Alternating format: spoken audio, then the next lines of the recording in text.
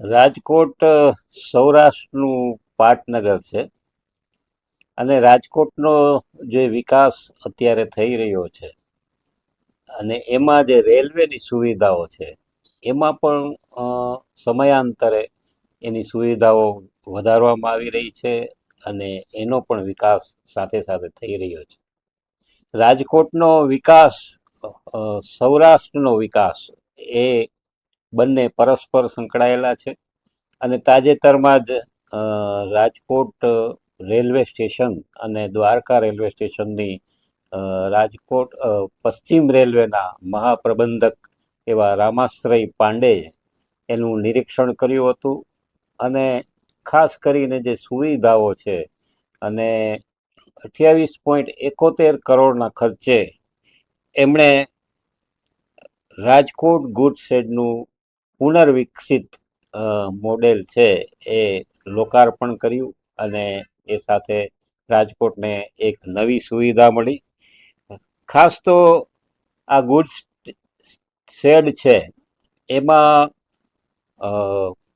RCC platform, માર્ગ સંપર્ક સુવિધા, નવી 2 માળની ગુડ્સ ઓફિસ બિલ્ડિંગ, મજબૂત સુરક્ષા, પ્રકાશ વ્યવસ્થા, વરસાદી પાણીના વધુ સારા નિકાલની વ્યવસ્થા, લોડિંગ અનલોડિંગ સુવિધા તેમજ 3 રેલવે ટ્રેકને સંપૂર્ણ રેક લંબાઈ સુધીની વિસ્તૃત કરવાની આ જે અલગ અલગ સુવિધાઓ છે એ લોકાર્પણ કરવામાં આવી. મિત્રો, રાજકોટ શેડ જે પુનર્વિકસિત પામ્યું છે એના કારણે રાજકોટને અને ખાસ કરીને સૌરાષ્ટ્રને એના વેપાર અને ઉદ્યોગ જગતને ખૂબ જ સારી અને સુગમ લોજિસ્ટિક સુવિધાઓ પ્રાપ્ત થવાની છે.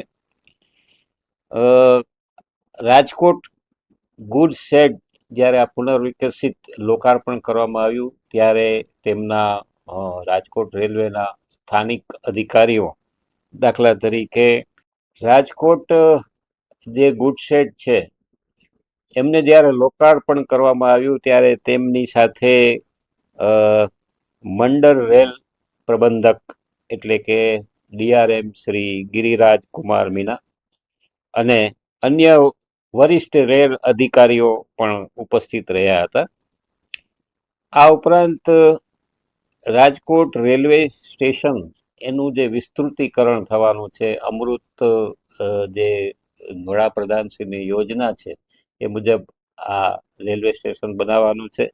તો એમાં પણ જે રૂખડિયા કોલોની તરફથી જે નિર્માણાધીન સ્ટેશનના બીજા પ્રવેશદ્વાર એટલે કે જે બીજું પ્રવેશદ્વાર છે એ રૂખડિયા કોલોની બાજુથી શરૂ થવાનું છે.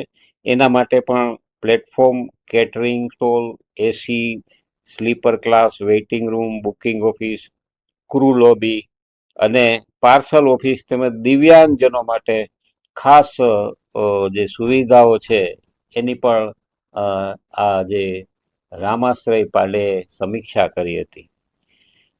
12 મીટર પહોળા નવા ફૂટ ઓવર બ્રિજ એટલે કે એફઓબી એ સહિત અમૃત ભારત સ્ટેશન યોજના હેઠળ ચાલી રહેલા તમામ વિકાસ કાર્યોને નિર્ધારિત ગુણવત્તા અને માપદંડો અનુસાર વહેલી તકે પૂર્ણ કરવા એને દરેક રેલવે અધિકારીને સૂચના પણ આપી હતી.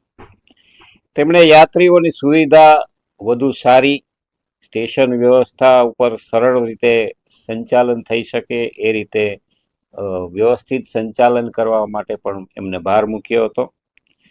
રેલવે લોકોશેડ કોલોનીમાં જે રેલવે કર્મચારીઓ રહે છે એમના પરિવારજનો સાથે પણ એમને આવાસ યોજના બાબતે એમને સંવાદ કર્યો હતો. મહાપ્રબંધકે રાજકોટ સ્થિત રેલવે લોકો કોલોનીનું પણ નિરીક્ષણ કર્યું અને આ દરમિયાન તેમણે રેલવે કર્મચારીઓ તથા તેમના પરિવારજનો સાથે સંવાદ તો કરવાની સાથે રેલવેમાં જે આવાસો ઉપલબ્ધ છે એની સુવિધાઓ અંગે માહિતી મેળવી અને રહેણાંક સુવિધાઓને હજુ વધુ સારી રીતે બનાવવા એમને સૂચનો મેળવ્યા હતા. મિત્રો, રાજકોટ રેલવે સ્ટેશન ઉપરાંત મહાપ્રબંધકે દ્વારકા સ્ટેશનનું પણ નિરીક્ષણ કર્યું હતું. અ, અને અમૃત ભારત સ્ટેશન યોજના હેઠળ ચાલી રહેલા જે વિવિધ વિકાસના કાર્યો છે એમની પ્રગતિની સમીક્ષા કરી હતી. એમાં પણ foot overbridge, lift, platform, waiting room, catering stall, executive lounge અને સર્ક્યુલેટિંગ એરિયાનું નિરીક્ષણ દ્વારકા રેલવે સ્ટેશન પર પણ કરવામાં આવ્યું હતું. તેમણે અમૃત ભારત સ્ટેશન યોજના હેઠળ ચાલી રહેલા કાર્યોને નિર્ધારિત ગુણવત્તા અને માપદંડો અનુસાર આ કામ છે એ સમયબદ્ધ રીતે પૂર્ણ કરવા અહીંયા દ્વારકામાં પણ સૂચના આપી હતી. મિત્રો, દ્વારકા અને રેલવે, રાજકોટ રેલવે સ્ટેશન. મિત્રો, દ્વારકા રેલવે સ્ટેશન એ એના સુવિધાના કામો ઝડપથી થાય એ માટે પ્રબંધકે સૂચના તો આપી જ છે, પણ એ સાથે સ્થાનિક અધિકારીઓ પણ કામે લાગી ગયા છે. દ્વારકા આપણું આસ્થાનું કેન્દ્ર છે અને હજારો ભાવિકો ત્યાં જતા આવતા હોય છે અને દ્વારકાના દર્શને એક અનોખો લાવો છે અને એની જે સુવિધાઓ છે એ સુવિધાઓ પણ ત્યાં પ્રાપ્ત ઝડપથી થાય એ માટે સંપૂર્ણ પ્રયત્નો કરવા માટે અહીંયા રેલ પ્રબંધકે એમને વ્યવસ્થા સંભાળી છે. આપણે જાણીએ છીએ કે રાજકોટને જે સુવિધાઓ મળે છે અને દ્વારકાને જે સુવિધાઓ મળે છે એ સૌરાષ્ટ્રનું આખું પાટનગર છે એમાં માત્ર ધાર્મિક જ નહીં પણ જે ગુડ શેડ જેવી સુવિધાઓ એમાં પુનર્વિકસિત પામી છે.